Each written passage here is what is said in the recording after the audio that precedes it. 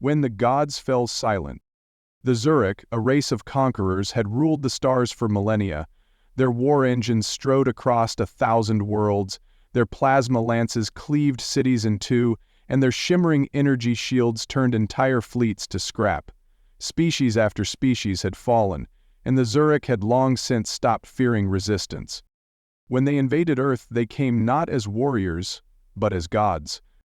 They expected humanity to kneel. They expected their war walkers to stride unopposed. They expected laughter as they fired down from the heavens. They were too young to study the culture. What they did not expect, what they could not fathom, was the sound of an ancient gun roaring from a mountaintop, and 1,000 rounds of depleted uranium tearing their war machines to pieces. The day the laughing stopped, so did their certainty. The cracks begin. On board the Zhurakh warship Draxel, high above Earth's smoldering surface, Overlord Kavarik stared at the latest battle report.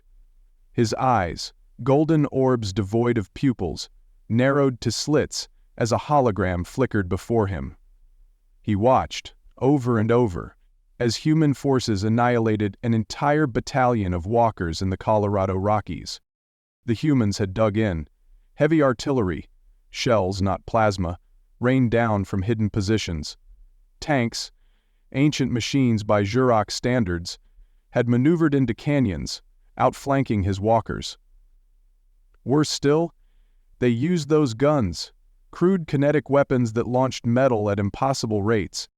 He watched in silence as a Zhurakh walker, a sleek, silver bipedal engine of death, collapsed under a storm of 38 rounds. Its energy shield shimmered for a moment, overloaded by the sheer mass of metal. Then the armor shattered, and the walker crashed to its knees, fires belching from its core. This was not supposed to happen. "Explain," Kavarik said, voice tight with controlled fury. His officers, a circle of tall, silver-skinned Zhurakh strategists, shifted uneasily. "Overlord," one began. "The humans, their weapons rely on brute mass and speed. They are bypassing our shields. Our forces were unprepared." "Unprepared," Kavarik hissed. His clawed hand crushed the arm of his throne. "They are primitives. Do you expect me to believe they can stand against us?" "They should not," another officer murmured, brow furrowed. "And yet they are. Their strategy is chaotic, brutal. They fire indiscriminately. They strike our flanks, hide underground, and ambush our supply lines. Unworthy of respect," Kavarik muttered. "And yet..." He turned back to the hologram, where the GAU-8's brutal symphony played again. Brr, brr, brr. Kavarik had heard tales of such weaponry from dead empires. Kinetic weapons, they were called. Crude tools of war discarded by advanced species eons ago. Yet somehow, humans had made them effective. "They are evolving, Overlord," the officer said softly, "and we are losing ground." The turning point, the fall of Karesh Ridge. The humans called it Karesh Ridge. For the Zhurakh, it became the first stain of dishonor on an otherwise spotless campaign. A full walker battalion, 20 towering machines, each one a marvel of technology, marched through the ridge. They were confident, arrogant even, their shields glimmering under the sun as they advanced to crush a small human outpost nestled in the hills. Overhead, Zhurakh dropships hovered like predatory birds, scanning for resistance. What they failed to notice were the dozens of artillery positions hidden beneath camouflage netting. They missed the tanks, crude metal beasts, positioned in a V formation behind rocky outcroppings. They didn't see the long barrels of anti-material guns lining the ridge itself, waiting in silence. The trap sprung all at once. The first Zhurakh walker staggered as a shell, fired from a salvaged howitzer, smashed into its knee joint. The shield flashed blue, absorbing part of the impact, but it wasn't enough. The joint shattered, and the walker toppled sideways, crashing into the dirt with a sound like an earthquake. From the ridge, human tanks opened fire. Boom, boom. Rounds punched through shields and armor alike. Walkers staggered and fell. From the hills, infantry units emerged with shoulder-fired rockets, launching explosive rounds that hit the Zhurakh war machines at their weakest points. Then came the GAU-8. Mounted on an old modified APC, the gun roared to life. BRRRRRRT. Depleted uranium shells screamed through the air. They hit a walker's cockpit, shattering the energy shield. The alien pilot inside never stood a chance. The Zhurakh battalion's commander, watching from a dropship above, froze as half his forces were reduced to slag within minutes. He had seen defeat before, but never like this. Never at the hands of primitives. "Fall back!" he screamed. "Fall back!" Morgan's face registered surprise. The retreating walkers limped from the ridge, their shields flickering, their pride shattered. For the first time in their history, Zhurakh forces ran. The walkout was no match for Paolo's bright dire. Fear in the ranks. The Zhurakh were not built to comprehend failure. Their species had marched from one victory to another, their technology rendering lesser species helpless. On board the Drakzal, the Overlord's officers tried to rationalize the reports. "Their weapons are luck," one insisted. "Their tactics are barbaric," another scoffed. But cracks were forming in their facade. Reports from the front lines spoke of something the Zhurakh had never encountered before: human tenacity. Captured Zhurakh soldiers described battles where they fired plasma lances into trenches, only for human fighters to charge through the fire, screaming as they unloaded rifle rounds into their ranks.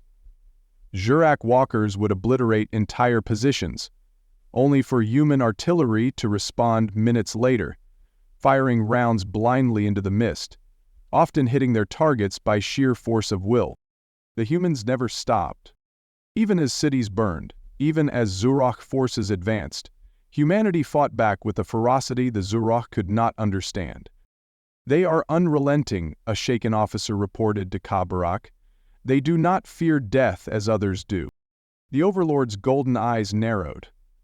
"Then we will teach them." "Hech," she said. The battle for New Europa. New Europa was a fortress city, Earth's last line of defense before the European continent fell. The Zhurakh dispatched their most elite forces, hundreds of walkers, dropships, and plasma artillery units designed to level mountains. They would crush humanity's spirit here, once and for all. But the humans were ready. Inside the city, the last remnants of Earth's engineers had turned everything into a weapon. Skyscrapers became artillery nests, sewer systems were rigged with explosives, tanks and heavy guns, relics pulled from museums, waited on every street corner. As the Zhurakh marched into the city, humanity sprang its trap. At first, the aliens advanced confidently. Walkers fired plasma bolts, reducing buildings to rubble. Dropships hovered overhead, scanning for resistance. Then, the artillery began. From miles away, howitzers firing shells packed with tungsten pounded the advancing Zhurakh lines. Buildings exploded around the walkers, burying them in tons of debris. Human tanks, old but reliable, emerged from alleyways, firing armor-piercing rounds at close range. The walkers' shields flickered and failed. Explosions bloomed across the battlefield. And through it all, the GAU-8 sang. Mounted on rooftops and in bunkers, the ancient guns screamed as they tore through the Zhurakh lines. Ultimately, walkers collapsed, their armor shredded. Dropships fell from the sky, riddled with holes. The Zhurakh lines faltered, soldiers panicked. Walkers staggered backward, their pilots shouting in disbelief. "Their weapons are impossible." But it wasn't impossible. It was human ingenuity, human rage, and the raw, brutal power of mass and speed. The breaking point. By the time the Zhurakh forces retreated from New Europa, their losses were staggering. A third of their walkers destroyed, half their dropships reduced to burning wrecks, thousands of soldiers dead. On board the Drakzal, Overlord Kavarik sat in silence. His officers dared not speak. He had underestimated humanity. They were not weak, they were not. The day the gods fell, the Zhurakh Empire had once seemed eternal. 1,000 conquered worlds stood as monuments to their might. Countless civilizations had crumbled before them, leaving only silence in their wake. For millennia, the Zhurakh had marched unchallenged, their plasma lances burning through all who dared defy them. When they came to Earth, it was not for war, it was for subjugation. They expected to shatter humanity. Instead, humanity shattered them. What began as resistance soon became annihilation. Battle by battle, step by step, the Zhurakh war machine ground to a halt. And when it faltered, the humans, those primitives, with their kinetic guns and crude tactics, did what no species had done before. They made the gods bleed, the beginning of the end. By the 3rd year of the invasion, Earth was a ruin. Cities lay in smoldering heaps, forests burned, oceans steamed, and continents bore scars where Zhurakh walkers and dropships had once rampaged unopposed. But for every city the Zhurakh took, they lost 2 battalions. For every forest razed, human artillery claimed another war machine.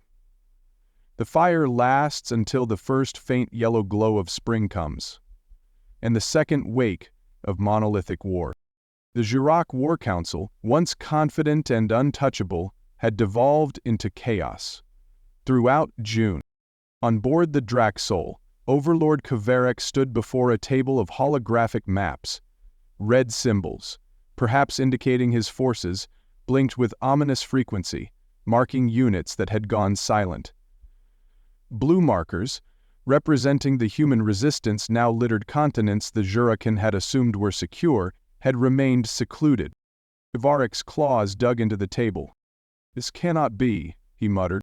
An officer, his silver skin dulled with stress, spoke cautiously. "Overlord, the humans, they have adapted. Every victory costs us too much. Their guns, I know of their guns," Kvarek snapped. Indeed he did. The GAU-8s had become legend among Zhurakh ranks. Stories spread like wildfire of the guns that sang, of human positions that could reduce entire warwalkers to scrap in moments. They should have been easy to destroy, yet every time a GAU-8 emplacement was found, it seemed 10 more appeared elsewhere. Humanity salvaged everything, turned every resource into a weapon. It was like an undersea battlefield destroyed by Dracula the magician. And now, the Zhurakh bled. The siege of the Zhurakh command center. The final stronghold of the Zhurakh invasion fleet sat in the ruins of what was once Sao Paulo, Brazil. Here the Zhurakh command had dug in, fortified their positions, surrounded themselves with walkers, plasma batteries, and the last remaining elite units of their forces. From this stronghold, Kvarek intended to rally. "This is a temporary setback," he told his officers. "The humans are cornered." But the humans were not cornered. They were coming. The first attack began at dawn. Artillery rounds rained down from miles away, an unrelenting bombardment that turned the outskirts of the city into a wasteland. Howitzers, salvaged naval guns, and even improvised rocket launchers fired continuously, pounding Zhurakh defenses without pause. Even Emperor Volter crashed through the French line like a train left London. One wounded man later reported on his return to hospital that following the... By mid-morning, the Zhur walkers had taken to the field, deploying to push back what they assumed would be a ragged human counterattack. Instead, they found themselves walking into a trap. The human counteroffensive. The human assault was methodical, brutal, and relentless. Old tanks, patched together with scavenged parts, rolled through the rubble, firing shells that ripped through walker armor. Infantry squads, carrying shoulder-fired missiles and machine guns, advanced street by street, using cover to ambush Zhurakh patrols. Above, human drones, crewed by Zhurakh standards, swarmed the skies, dropping explosives onto plasma batteries. But the true terror came from the guns. The Zhurakh learned to listen for it, the sound that began as a low rumble and rose to an ear-shattering crescendo. GAU-8 emplacements hidden atop skyscrapers and buried in the rubble opened fire, tearing Zhurakh walkers apart.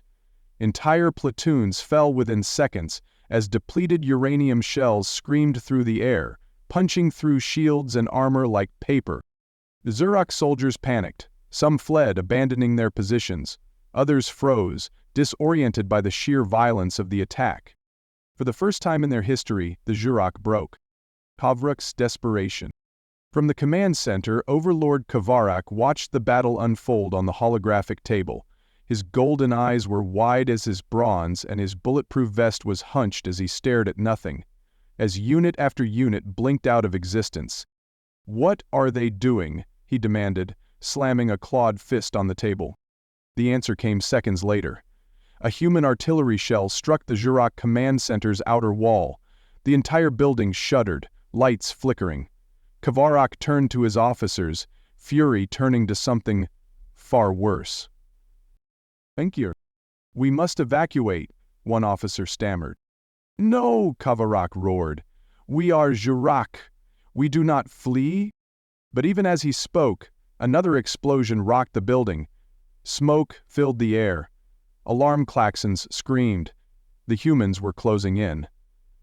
3 critical gas lines were functioning properly, with standard stations. All previously vintage metal and Warby craft were exposed as evidence of some recent disturbance. The final advance. The assault on the Zhurakh command center was led by the 3rd Armored Division, supported by infantry and heavy guns. Colonel Rachel Vargas, a scarred veteran of Earth's darkest days, watched the battlefield through her tank's scope. "Push forward," she barked over comms.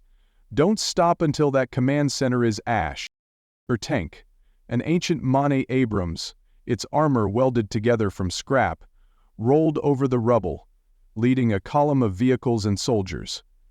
Ahead, the Zhurakh's last walkers staggered into position, their shields flickering and damaged. Fired. The tanks unleashed hell. Rounds slammed into the walkers, shattering armor, crushing cockpits. Explosions lit the sky as the Zhurakh forces crumbled under the human assault. Vargas's comms crackled. "Command center in sight, bringing in the GAU." From the rear, a modified artillery truck, its entire frame built to carry a single GAU-8, rolled into position. The gun lowered, aimed at the Zhurakh stronghold. "Send them to hell," Vargas said. The GAU-8 roared. "Brrr." Hundreds of rounds slammed into the Zhurakh command center. The outer walls buckled, armor plating shredded under the relentless barrage. The gun did not stop firing until the building collapsed in on itself, a plume of fire and smoke rising into the sky. The end of Kavrakh. Deep within the rubble of his fallen stronghold, Overlord Kavrakh crawled, his silver skin streaked with blood and ash. The air was thick with smoke. Around him, the bodies of his officers lay scattered, crushed by falling debris or torn apart by human fire.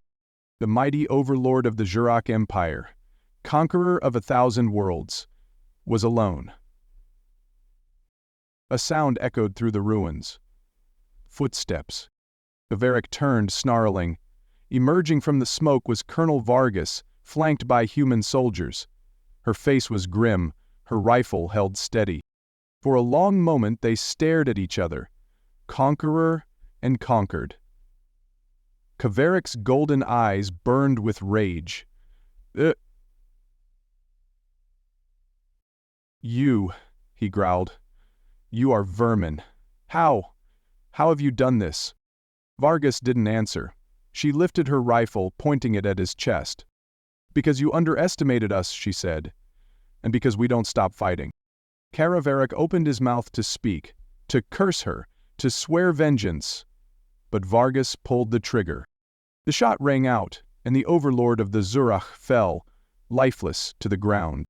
The triumph of humanity. The fall of Kavrakh marked the end of the Zhurakh invasion. Across Earth, human forces hunted down the last remnants of the alien army, driving them into the sea, into the deserts, into the dark corners of the world where they could no longer hide. Within weeks, humanity stood victorious. It had cost everything. Cities were gone, billions were dead, Earth itself was scarred beyond recognition, but humanity had survived. On a broadcast that reached every remaining Zhurakh ship across the stars, Colonel Vargas stood before the ruined remains of Sao Paulo, the GAU-8 still smoking behind her. "To the Zhurakh Empire," she said, voice cold.